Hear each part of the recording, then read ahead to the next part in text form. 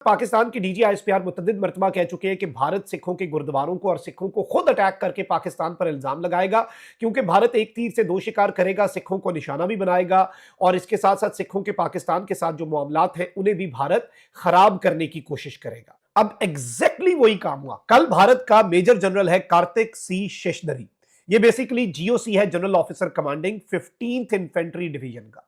इसने स्टेटमेंट दी मीडिया पर आकर। इसने कहा कि जी गोल्डन टेंपल को पाकिस्तान की फोर्सेस ने अटैक किया, मिसाइल मारे और ड्रोन मारे। दो तरह से पाकिस्तान की फोर्सेस ने गोल्डन टेंपल्स, अमृतसर में सिखों का सबसे मुकद्दस मकाम, सबसे इंपॉर्टेंट मकाम जो है, उस पर पाकिस्तान की फोर्सेस ने ड्रोन भी मारे और मिसाइल भी मारे। लेकिन भारत के डिफेंस सिस्टम ने सक्सेसफुली पाकिस्तान के ड्रोन्स और मिसाइल्स को इंटरसेप्ट किया और उन्हें डिस्ट्रॉय कर दिया और प्रोटेक्ट किया गोल्डन टेंपल को। यह इनका मौकफ था। अब इसके बाद इनका लेफ्टिनेंट जनरल आया।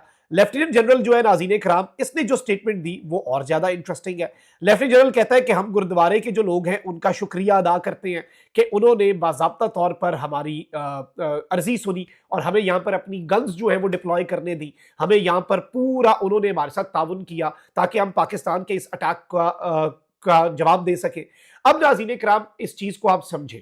इस सारी स्टेटमेंट के बाद जो भारत के अंदर गोल्डन टेंपल में जो हेड है ग्रंथी के, उन्होंने आर्मी के टॉप ऑफिशियल के इस क्लेम को रिफ्यूट किया है और उसे झूठा करार दिया है। और उन्होंने कहा कि कोई एयर डिफेंस गन जो है वो टेंपल के ऊपर डिप्लॉय नहीं की गई। अब इस सब के अंदर नाज़रीन कराम जो आज स्टेटमेंट जारी की गई है वो मैं आपको बता देता हूं। स्टेटमेंट ये है श्री हरमंदर साहिब के हेड ग्रंथी ज्ञानी रघबीर सिंह की तरफ से, और उन्होंने क्लैरिफाई किया कि ऑल्दो वो इस सारे मामले के दौरान इंटरनेशनल विजिट पर थे जब ये आर्मी ऑपरेशन चल रहा था, लेकिन कोई कम्युनिकेशन उनके साथ नहीं की गई गन डिप्लॉयमेंट के हवाले से, ना ही ऐसा कोई इंसिडेंट, ना ही ऐसा कोई वकुआ जो है वो पेश आया श्री दरबार साहिब पर।